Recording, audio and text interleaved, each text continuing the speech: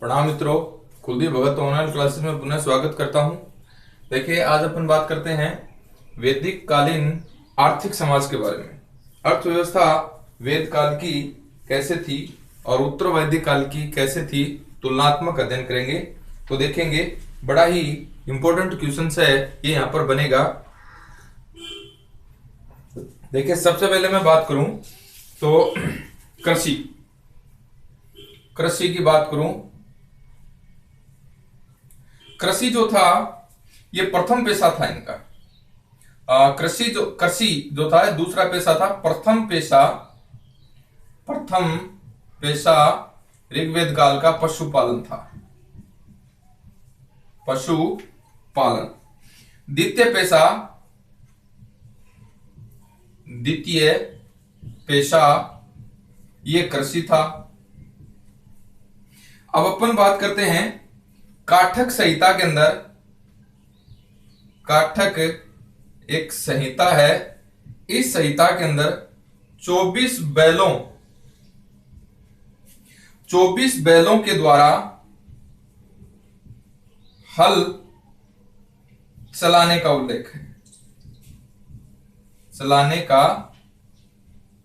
उल्लेख है। इसके बाद में अपन बात करते हैं आश्विन देवताओं ने सर्वप्रथम मनु को हल चलाना, खेती करना सिखाया। ऋग्वेद के चौथे मंडल में, चौथा जो मंडल है इसका सूक्त है 57वां, और इस सूक्त के 57वें में 24 मंत्र हैं। ये कृषि को समर्पित है। किसको समर्पित है? कृषि को समर्पित है। नेक्स्ट अपन बात करते हैं ऋग्वेद के अंदर पृथुव्यन्य को हल व कृषि का जनक कहते हैं। कृषि का जनक कहते हैं इसको, पृथुव्यन्य को, हल और कृषि का। नेक्स्ट अपन बात करते हैं तो देखिए, कृषि के लिए कुछ शब्द आए हैं, कुछ शब्द हैं कृषि के लिए, और वो कौन कौन से शब्द हैं उनकी चर्चा करेंगे। उपजाऊ खेत है, इसके लिए उर्वरा शक्ति का प्रयोग हुआ है। प्रति या कम उपजाऊ के लिए खिल्ले शब्द का प्रयोग हुआ है। तीसरा है जूते खेतों के लिए क्षेत्र शब्द का प्रयोग हुआ है। हल रेखा के लिए सीता शब्द का प्रयोग हुआ है। बैल के लिए वृक शब्द का प्रयोग हुआ है। छठे नंबर पे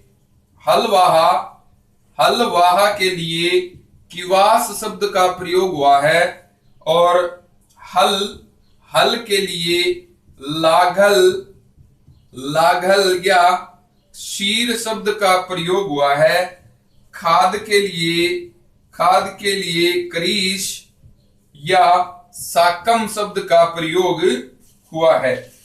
फसल देखेंगे तो यहां पर दो प्रकार की हैं। आगे चर्चा करते हैं फसल में, पहले इसके बारे में देखिए कृषि के बारे में अपन बात कर रहे हैं। प्रथम पेशा पशुपालन था, दूसरा पेशा कृषि था। कैसे पता चलता है पशुपालन पहला पेशा था, दूसरा पेशा कृषि था?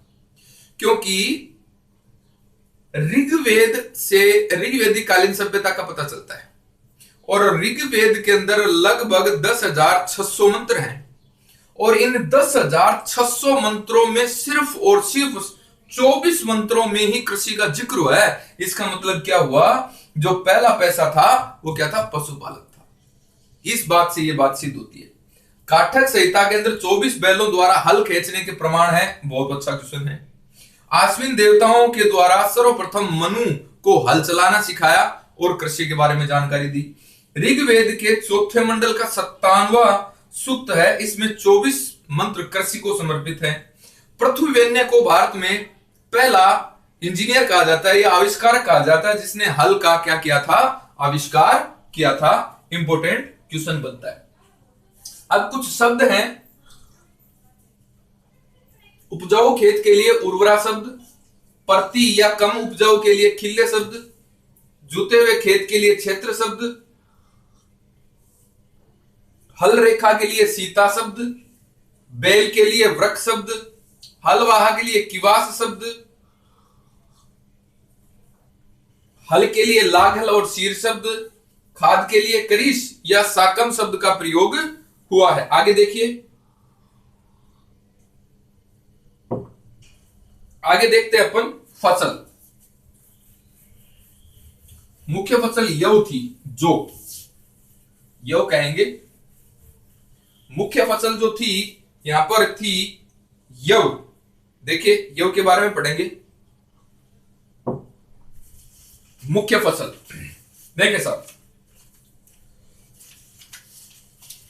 फसल ये थी यव और यव को कहा गया जो। अब अपन बात करते हैं अनाज रखने का स्थान।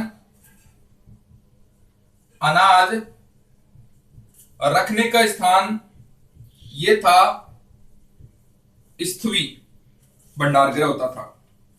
अनाज को मापने का स्थान, अनाज को मापने का औजार ये था उर्दर। अब देखें सिंचाई के साधन। सिंचाई के साधन, सिंचाई के साधन स्वयंयजा और दूसरा साधन था खनितमा।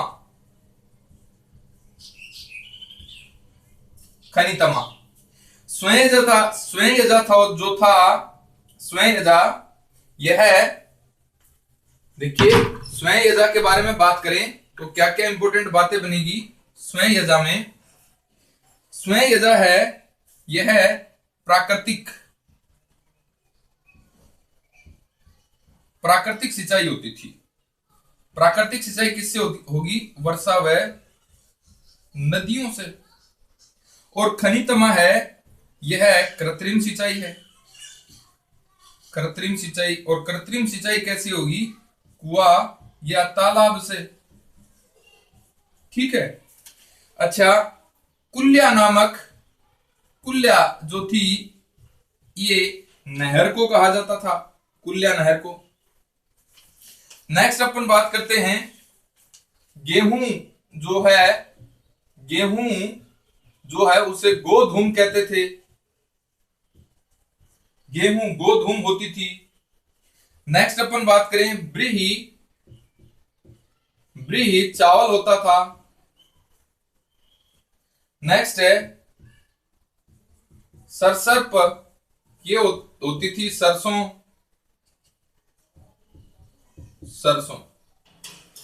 अब देखें नेक्स्ट अब बात करेंगे पशुपालन।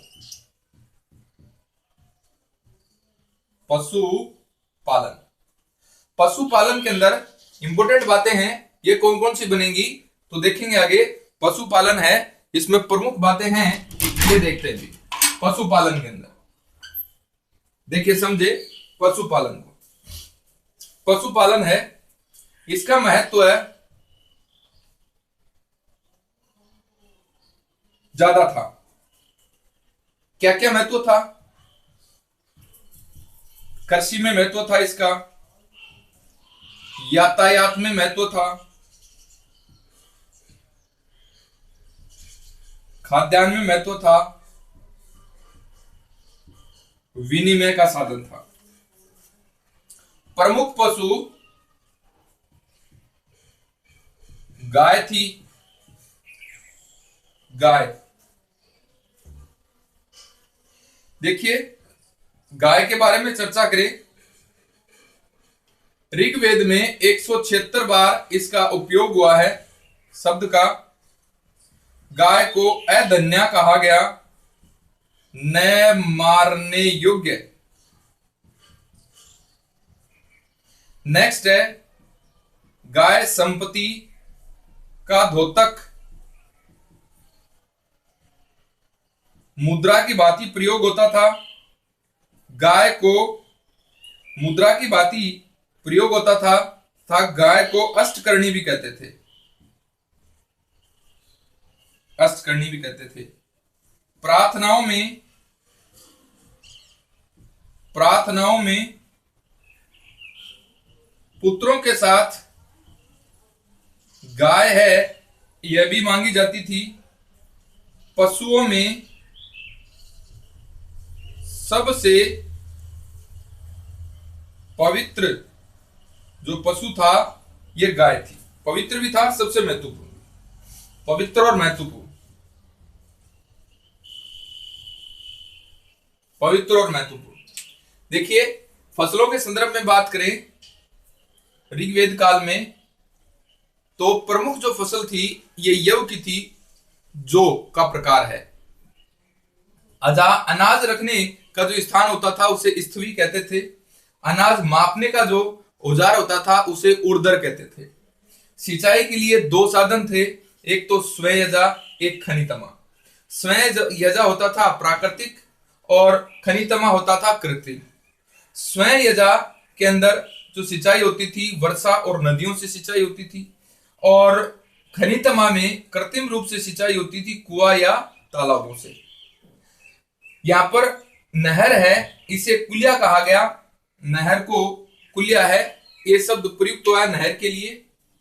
गेहूं के लिए गोधूम शब्द का प्रयोग हुआ है, ब्रीही के लिए चावल शब्द का प्रयोग हुआ है, और सरसप के लिए सरसों का प्रयोग हुआ है। अब अपन बात करते हैं पशुपालन।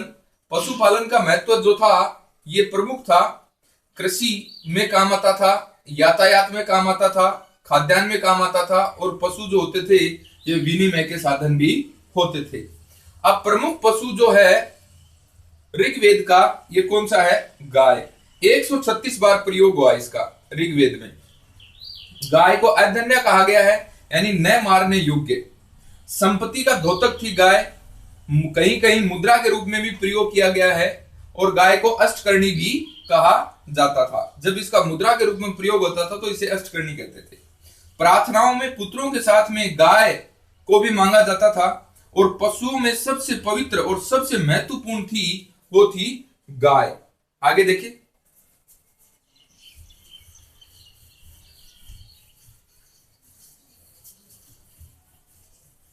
भी आगे अपन बात करते हैं। गाय के संदर्भ में अपनी बातें थी, ये चल रही थी, और गाय से संबंधित कुछ शब्दावलियां हैं, ये देखिए। गाय से संबंधित कुछ शब्द के प्रयोग हुए हैं, वो कौन कौन से हैं? देखिए, धनी व्यक्ति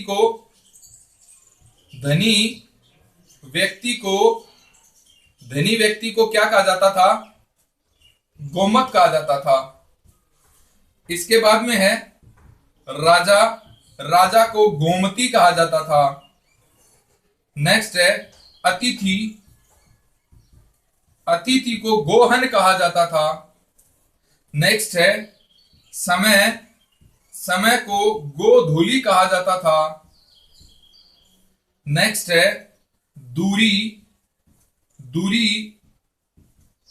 मापने के लिए शब्द गवयतु शब्द का प्रयोग हुआ, और पुत्री को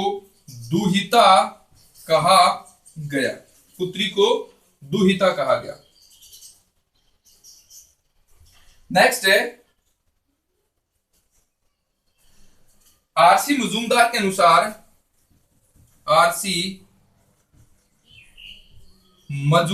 अनुसार संघर्ष का प्रमुख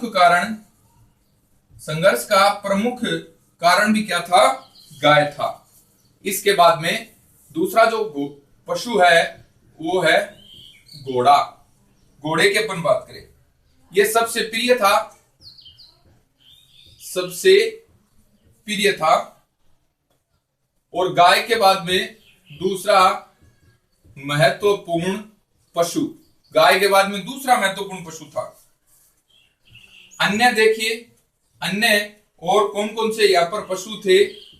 बैल, भेड़, भेड़ को अवी कहा जाता था। नेक्स्ट है बकरी, बकरी को अजा कहा जाता था। नेक्स्ट है ऊंट, कुत्ता, हाथी आदि यहां के अन्य पशु थे। ऋग्वेद में समारा नामक कुतिया, समारा नामक कुतिया का जिक्र भी किया गया है। नेक्स्ट है ऋग्वेद के जो आर्य थे, ऋग्वेद के जो आर्य थे, इनको बाघ का ज्ञान नहीं था, बाघ का ज्ञान नहीं था। देखिए आगे देखिए अपन क्या इंपॉर्टेंट बातें बनेगी। गाय है, इसके ऊपर कुछ शब्दावली है, जैसे धनी व्यक्ति को गोमत कहते थे, राजा को गोमती कहते थे, अतिथि को गोहन कहते थे। गोहन का मतलब हो गया बैल का मांस खाने वाला। यानी जब ऋग्वेदी कालीन समाज के अंदर कोई व्यक्ति अतिथि के रूप में घर आता था तो भेड़, बकरी या बैल का मांस उसे खिलाया जाता था, तो अतिथि को गोहन कहते थे। समय जो है उसे कहते थे गोधूली, और दूरी मापने के लिए शब्द प्रयोग हुआ है गव्यतु, और पुत्री को कहते थे दुहिता। ये सारे के सारे गाय से संबंधित शब्द हैं। आरसी मजूमदार के अनुसार संघर्ष का प्रमुख कारण भी क्या होता था? गाय होता था। घोड़ा देखिए सबसे प्रिय पशु है आर्यों का, और यह दूसरा महत्वपूर्ण पशु माना जाता है गाय के बाद। बैल के जानकार थे, भेड़ को अभी कहते थे, बकरी को अजा कहते थे, ऊंट, कुत्ता, हाथी, ये जो है अन्य पशु थे। यहाँ पर ऋग्वेद के अंदर समारा नामक कुतिया है, इसका जिक्र मिलता है। ध्यान में रखना, नाम क्या है? समारा।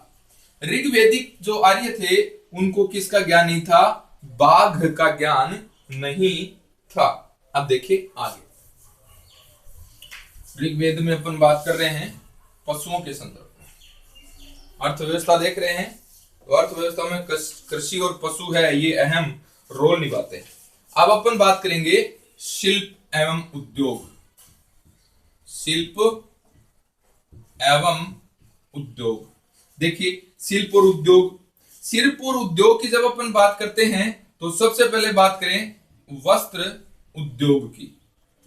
वस्त्र उद्योग, वस्त्र उद्योग में देखिए कपास का ज्ञान नहीं, कपास ज्ञान नहीं था। दूसरी बात देखें, वस्त्र उद्योग में कपास का ज्ञान नहीं, सीरी या पेशकरी, ये शब्द प्रयोग हुआ है कपड़ा बुनने वाली महिला के लिए शब्द का प्रयोग हुआ है।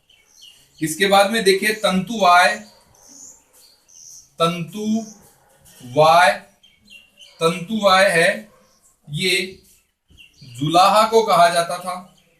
नेक्स्ट है तसर, ये करधा होता था, चरखा होता था। अब देखिए अयस, अयस है, ये तांबा या कांसा होता था अयस। और कौन कौन सी धातु का ज्ञान था? सोना, तांबा और कांसा, इस धातु का ज्ञान था। चांदी और लोहे का ज्ञान नहीं था। चांदी व लोहे का ज्ञान नहीं था, चांदी और लोहे का ज्ञान नहीं था। नेक्स्ट है भट्टी वाले को, जो भट्टी चलाता था, भट्टी वाले को ध्याता या द्रविता कहा जाता था। भट्टी वाले को कुंभकार को कुलाल कहा जाता था। कुलाल कहा जाता था, बढ़ई को तक्षण कहा जाता था, वाप्ता को नाई कहा जाता था, चिकित्सक को वैद्य जो भेषज कहा जाता था। नेक्स्ट है, ये कुछ प्रमुख शब्दावलियां हैं, आगे देखेंगे। देखते हैं व्यापार और वाणिज्य। व्यापार और वाणिज्य, व्यापार और वाणिज्य में अपन देखते हैं प्रधानतः व्यापार जो करते थे ये पणी वर्ग के व्यक्ति करते थे। नेक्स्ट एक इतिहासकार है जिमर और लुडविन, इनके द्वारा जो व्यापार करने वाले लोग थे वो पणी थे। पणी जो होते थे यह गाय चुराने वाला भी होता था, और ब्रभु जो होता था, ब्रभु ये था धनी व्यापारी। वेकनाट होता था, ये होता था सूदखोर। वेकनाट होता था सूदखोर। सूदखोर के लिए एक शब्द का प्रयोग हुआ है वेकनाट। देखिए ऋग्वैदिक कालीन शिल्प उद्योग की अपन बात करें, वस्त्र उद्योग, कपास का ज्ञान नहीं था ऋग्वैदिक कालीन आर्यों को।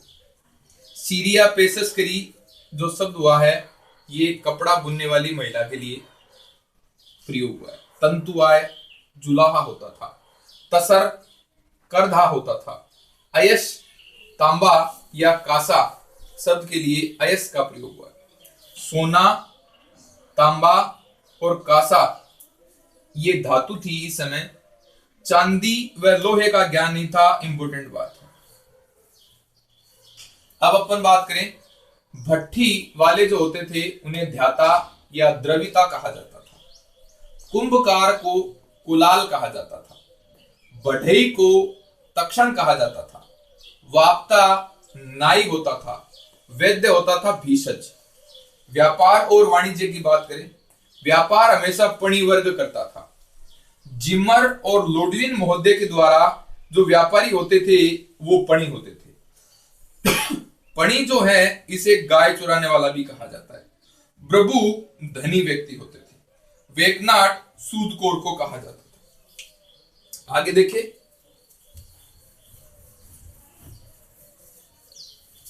और क्या इंपॉर्टेंट बातें बनेंगी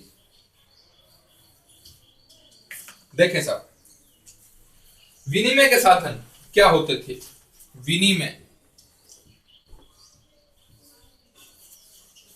विनिमय के साधन क्या क्या होते थे? विनिमय के साधन, विनिमय के साधन में मुद्रा का प्रयोग नहीं होता था। मुद्रा बनी नहीं थी इस समय, मुद्रा का प्रयोग नहीं होता था। गाय को मुद्रा के रूप में प्रयोग होता था। गाय का मुद्रा के रूप में प्रयोग होता था। नेक्स्ट है, एक स्थान पर इंद्र की प्रतिमा का मूल्य 10 गाय बताया गया। इसका मतलब क्या हुआ कि गाय का मुद्रा के रूप में प्रयोग होता था। ऋग्वेद में ऋणपिंड नामक, ऋग्वेद में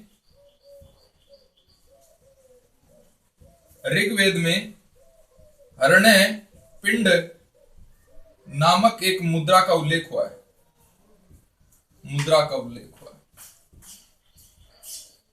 उल्लेख जरूर हुआ है, लेकिन मुख्यतः विनिमय का साधन जो बाल्टर सिस्टम ही था, विनिमय प्रणाली थी, एक वस्तु के बदले दूसरी वस्तु। विनिमय के साधन होते थे, साधन जो होते थे विनिमय के, ये गाय, घोड़ा और निष्क होता था। निष्कोष है सोने का आभूषण। अब आगे देखिए समुद्र व्यापार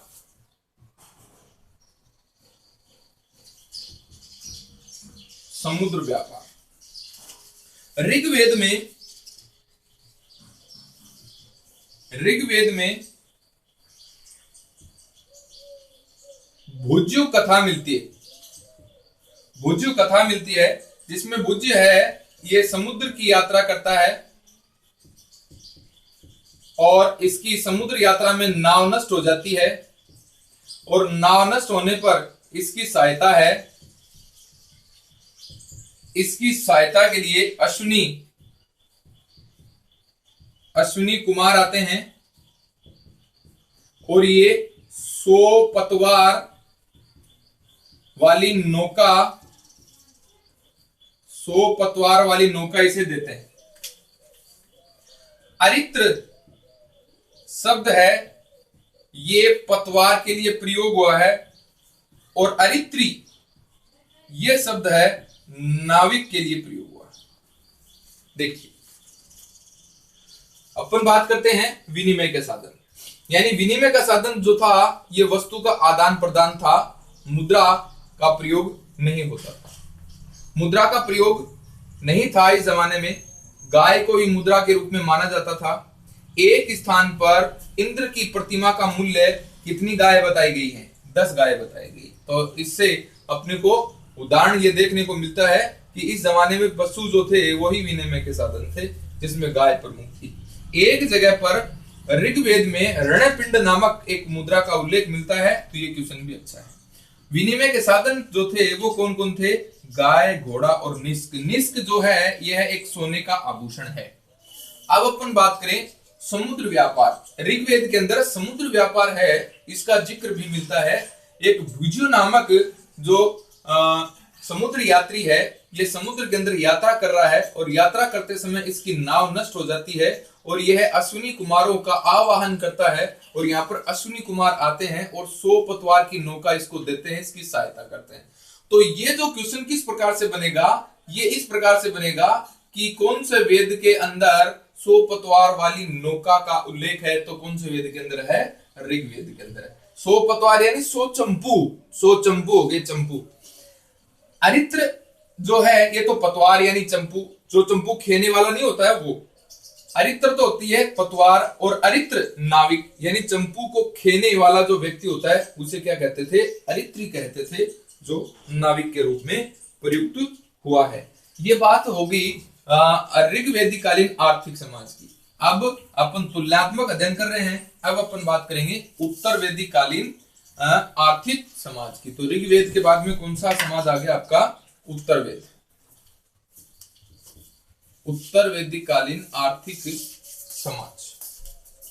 उत्तर वेदिकालीन आर्थिक समाज की बात करें तो देखें सर क्या क्या इंपॉर्टेंट बातें हैं उत्तर वेदिकालीन आर्थिक समाज में। कृषि देखें सबसे पहले। कृषि में क्या बातें बनी? प्रमुख पेशा था, प्रमुख पेशा हो गया कृषि। लोहे का ज्ञान हो गया। लोहे का ज्ञान होने से दो प्रमुख बातें सामने निकल कर आई। एक तो हल लोहे का हो गया और गहरी जुताई है ये संभव हुई। नेक्स्ट है कुल्हाड़ी है ये लोहे की बनी जिससे जंगल साफ किए जाने लगे। दो इंपॉर्टेंट बातें यहां पर बनती है। नेक्स्ट है तैत्तिरीय उपनिषद के अंदर, तैत्तिरीय उपनिषद, एक तो बात लोहे की हो गई यहां पर, एक बात।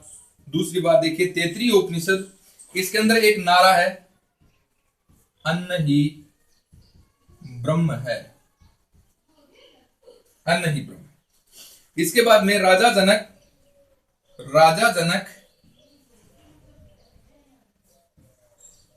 ने स्वयं हल चलाया।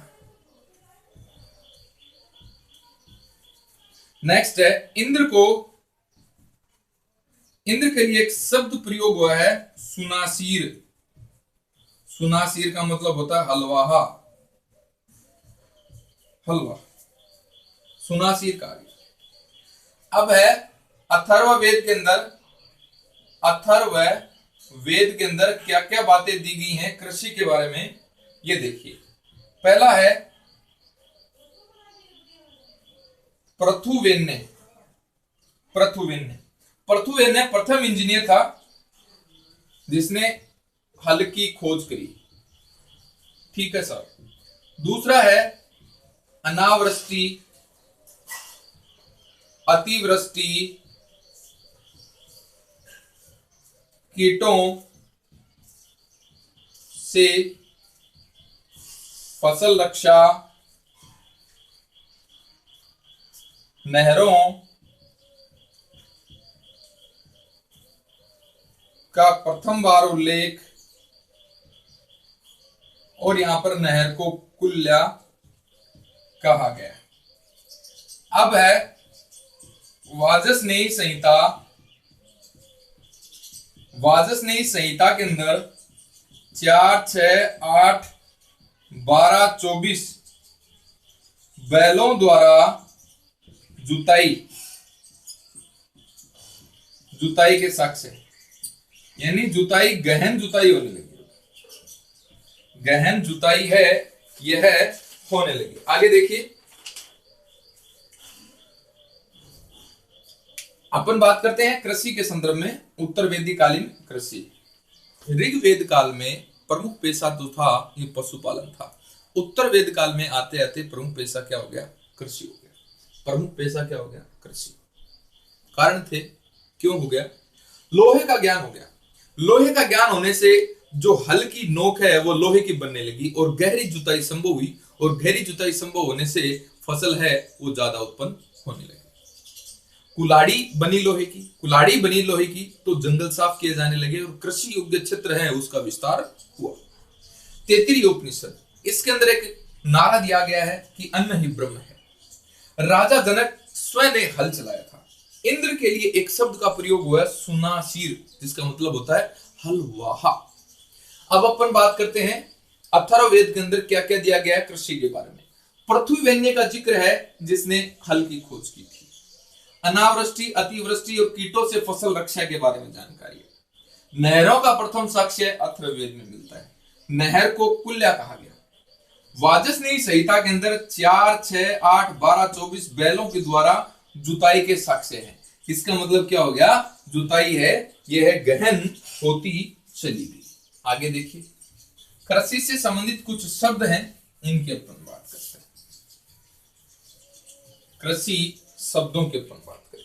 देखिए भी कृषि के लिए कौन कौन से शब्द हैं ये प्रयोग हुए, शब्द देखें आप।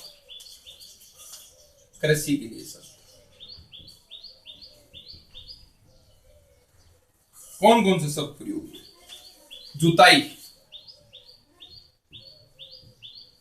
जुताई इसे कहते थे कर्षण, जुताई कर्षण। बुआई, बुआई है वपन। कटाई, कटाई है कर्तन। मड़ाई, मड़ाई है मर्दन। यव, यव है जो। माण, माण है उड़द। मृदंग, मृदंग है मूंग। गोधूम, गोधूम है गेहूं। ब्रीही, ब्री है धान। ब्री है क्या है? धान।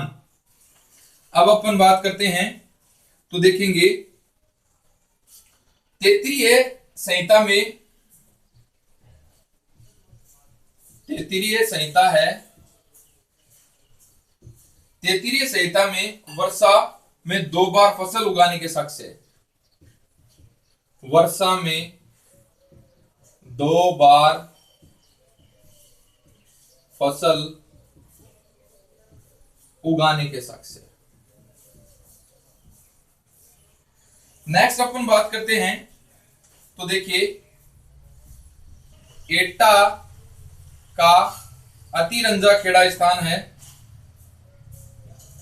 अंतरजी खेड़ा, यहां से गेहूं, चावल और जौ के साक्ष्य मिले। मेरठ के हस्तिनापुर से चावल और गन्ना मिला है। चावल और गन्ना ये यहां बुआई होती थी या प्रसिद्ध थे इनके लिए। फसलें कौन कौन सी थी? फसलें देखिए, ये बात कर ली अपन ने, यव, मान, मृद, गोधूम, ब्रीही। इसके बाद में जो है ये है धान। धान के लिए शाली शब्द का प्रयोग हुआ है। सरसों, सरसों के लिए सारिशिका शब्द का प्रयोग हुआ है। जो हो ही गया। और गन्ना, गन्ना के लिए इक्सु शब्द का प्रयोग हुआ है। नेक्स्ट है सिंचाई। सिंचाई देखें, सिंचाई वही थी स्वयंजा और खनितमा। स्वयंजा थी, ये थी प्राकृतिक वर्षा व नदियों से, और खनितमा कृत्रिम थी कुआं और तालाब से। नेक्स्ट अपन बात करते हैं, तो देखिए अब पशुपालन है। पशुपालन बाद में देखते हैं, पहले इसको देख लेते हैं दोबारा। कृषि के अंदर कुछ शब्दों का प्रयोग हुआ है। जुताई के लिए कृषण, बुआई के लिए वपन, कटाई के लिए कर्तन, बढ़ाई के लिए मर्दन, यव के लिए जौ, मान के लिए उड़द, मर्दन के लिए मूंग, गोधूम के लिए गेहूं, ब्रीह के लिए धान। अब 33 संहिता है, इसके अंदर बताया गया है कि वर्षा में 2 बार फसल उगाने के साक्ष्य। एटा का अतिरंजा खेड़ा है, ये यहाँ पर सबसे ज्यादा जो लो है, जो संचय भी मिला है, यहाँ से लो संचय भी मिला है। और एटा का अतिरंजा खेड़ा है, यहाँ से गेहूं, चावल, जो है इसके प्रमाण सर्वाधिक मिले हैं। कि उत्तर वैदिक काल में जो एक क्षेत्र था, यहाँ पर गेहूं, चावल जो है ये उगाया जाता था। मेरठ है, ये मेरठ का हस्तिनापुर है, यहाँ से चावल और गन्ना। अब कुछ फसलें थी, फसलों में ये भी अपन ने पढ़ा है और देख लेते हैं। धान को शाली कहते थे, सरसों को शासिरिका कहते थे, गन्ना को इक्सु कहते थे। सिंचाई जो थी ये 2 प्रकार से थी, स्वयंजा, खनितमा। स्वयंजा जो सिंचाई होती थी वो होती थी आपकी प्राकृतिक रूप से, वर्षा और नदियों से। खनितमा थी कृत्रिम रूप से, कुआं और तालाब से। आगे देखिए, आगे इसके बाद में पशुपालन की अपन बात करेंगे। पशुपालन, पशुपालन देखिए, पशुपालन में क्या क्या जो बातें हैं ये रहेंगी पशुपालन के अंदर। तो बात करें पशुपालन, पशुपालन देखिए साहब, पशुपालन, पशुपालन में अपन बात करें गाय, बैल, भेड़, बकरी, ऊंट, कुत्ता, हाथी, और यहां पर बाघ का ज्ञान हो गया था। बाघ का ज्ञान हो गया, ऋग्वेद काल में बाघ का ज्ञान नहीं था। अब अपन बात करते हैं शिल्प और व्यवसाय। शिल्प या व्यवसाय, शिल्प या व्यवसाय के बारे में बात करेंगे। तो देखिए वाजस नेयी संहिता, वाजस नेयी संहिता और तैत्तिरीय उपनिषद, इसमें उल्लेख मिलता है शिल्प का, उत्तर वैदिक कालीन शिल्प का। इसमें व्यवसाय की सूची भी मिलती है, व्यवसाय सूची मिलती है। और इस व्यवसाय सूची के अंदर कौन कौन से व्यवसाय मिलते हैं? कटकी कार, ये है कताई बुनाई वाला कटकी कार। दूसरे नंबर पे है बिदल कार, टोकरी बनाने वाला, टोकरी बनाने वाला। तीसरे नंबर पे जो है ये है कुलाल, कुलाल है कुंभकार। चौथे नंबर पे है रजगीती, रंगाई का काम करने वाला। पांचवें नंबर पे है रज्जू सर्प, ये है रस्सी बनाने वाला। छठे नंबर पे है तक्षण, ये है बढ़ई का काम करने वाला। सातवें नंबर पे है चर्मकार, चमड़े का काम करने वाला। धातु देखिए, धातु उद्योग, धातु उद्योग में आप देखेंगे सोना, तांबा, कांसा और लोहे का ज्ञान हो गया। पहले लोहे का ज्ञान नहीं था वैदिक काल में, अब लोहे का ज्ञान हो गया। अब देखिए कृष्ण या श्याम अयस को लोहा कहा जाता था, ठीक है। 2 नंबर पे है लोहित अयस, लोहित अयस है, ये तांबा था। 3 नंबर पे है रिपु, ये कांसा था। और 4 नंबर पे है हिरण्य, ये सोना था। ये बातें हैं आपको ध्यान में रखनी है। शिल्प व्यवसाय में अपन और भी देखेंगे। पशुपालन देखिए, गाय, बैल, भेड़, बकरी, ऊंट, कुत्ता, हाथी। बाघ की जानकारी हुई थी इस समय। वैदिक काल में बाघ की जानकारी नहीं थी, उत्तर वैदिक काल में बाघ की जानकारी हो गई। शिल्प और व्यवसाय में देखिए वाजसनेयी संहिता या तैत्तिरीय उपनिषद के अंदर व्यवसायों की सूची दी गई है। इस सूची में देखिए कटकी कार, कताई बुनाई का काम करने वाला। बिदल कार, टोकरियां बनाने वाला।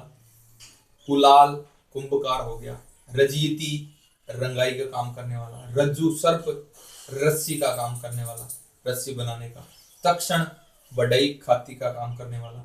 चर्मकार, चमड़े का काम करने वाला। अब बात करते हैं धातु उद्योग। सोना, तांबा, कांसा, इसका नॉलेज पहले से भी था यानी वैदिक काल में। अब क्या जुड़ गया यहाँ पर? लोहा, यानी लोहे का नॉलेज है कि किस काल में हो जाता है, उत्तर वैदिक काल में हो जाता है। यहाँ पर कृष्ण और श्याम अयस है, ये लोहा है, यानी कृष्ण अयस या श्याम अयस, ये किसे कहा जाता था? लोहे को कहा जाता था। और लोहित अयस किसे कहा जाता था? तांबे का। दोनों की दोनों चीजें इंपॉर्टेंट है, ध्यान में रखना है। रिकु किसे कहा जाता था? कांसे को। हिरण्य किसे कहा जाता था? सोने को हिरण्य कहा जाता था। और देखिए इसी के अंदर है व्यवसाय के अंदर कुछ इंपॉर्टेंट बातें और हैं, तो उनका जिक्र अपन करते हैं व्यवसाय के अंदर ही। देखिए व्यवसाय में देखें अपन और क्या क्या इंपॉर्टेंट बातें रह जाती हैं व्यवसाय में। व्यवसाय बृहदारण्यक उपनिषद में, बृहदारण्यक उपनिषद है, इसके अंदर व्यापारियों के लिए एक शब्द का प्रयोग हुआ है, श्रेष्ठिन। व्यापारिक श्रेणी के लिए श्रेष्ठिन। तैत्तिरीय संहिता या उपनिषद में कुसीद शब्द का प्रयोग हुआ है, यानी उधार दिया धन कुसीद कहते थे। शतपथ ब्राह्मण में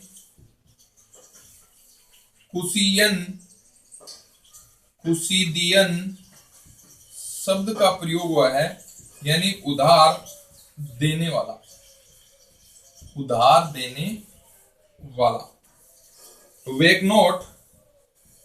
वेकनोट शब्द का है ब्याज खाने वाला, यानी सूदखोर। अब अपन बात करें तो देखिए व्यापार वाणिज्य के अंदर ही शतपथ ब्राह्मण है, इसके अंदर पूर्वी व पश्चिमी समुद्र की चर्चा है, यानी समुद्री व्यापार होता था। नेक्स्ट अपन बात करते हैं, तो देखिए विनिमय, विनिमय का साधन है, विनिमय का साधन है, ये है निष्क, सोने का आभूषण है या सोने की मुद्रा। नेक्स्ट है शतमान, ये है चांदी की मुद्रा। एक है कृष्णन, ये भी मुद्रा है। एक है रतिका या गुंजा, ये है तोल की इकाई, तोल इकाई है, तोल इकाई। इस रतिका को तुला बीज भी कहते हैं, तुला बीज भी कहा जाता है। एक है पाद, ये भी आपका विनिमय का साधन है और मुद्रा के रूप में प्रयोग हुआ है। तो ये बातें हो गई व्यापार वाणिज्य में। बृहदारण्यक उपनिषद है, इसमें व्यापारियों की श्रेणी को श्रेष्ठिन कहा गया। इंपोर्टेंट क्वेश्चन है, व्यापारियों की श्रेणी को क्या कहा गया? श्रेष्ठिन कहा गया। तैत्तिरीय उपनिषद में कुसीद नामक शब्द का प्रयोग हुआ है, जिसका मतलब होता है उधार दिया गया धन। शतपथ ब्राह्मण में कुसिदियन शब्द का प्रयोग हुआ है या कुशियन शब्द का प्रयोग हुआ है, इसका मतलब होता है उधार देने वाला यानी साहूकार। वैकनोट है, ये शब्द किसके लिए प्रयोग हुआ है? सूदखोर के लिए यानी ब्याज खाने वाले के लिए। शतपथ ब्राह्मण के अंदर पूर्वी व पश्चिमी समुद्री सीमा की चर्चा है। तैत्तिरीय उपनिषद में अपन ने देखा था, वाजने संहिता में अपन ने देखा था कि 100 पतवार वाला एक जहाज है, इसकी कहानी है जो उसकी है पृथु की अपने देखी थी, भुज्जू की अपने देखी थी। अश्विनी कुमार ने उसकी मदद की थी, 100 पतवार का जहाज दिया था। तो वाजस्नेयी संहिता के अंदर 100 पतवारों वाले जहाज का जिक्र है, यानी इस काल के अंदर जो है समुद्री व्यापार का भी क्या था? उल्लेख था। वाजस्नेयी संहिता में मिलता है 100 पतवार वालों जहाज का वर्णन मिलता है।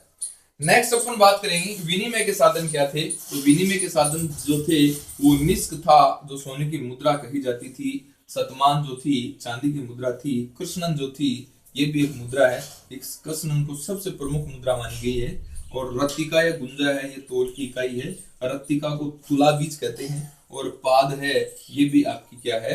एक मुद्रा के रूप में प्रयुक्त होती थी। तो ये प्रमुख बात होगी ऋग्वेद काल और उत्तर वेद काल का आर्थिक जीवन। इसके बाद में जो अपना अगला जो टॉपिक होगा वो होगा ऋग्वेद काल और उत्तर वेद काल का धार्मिक जीवन। धन्यवाद।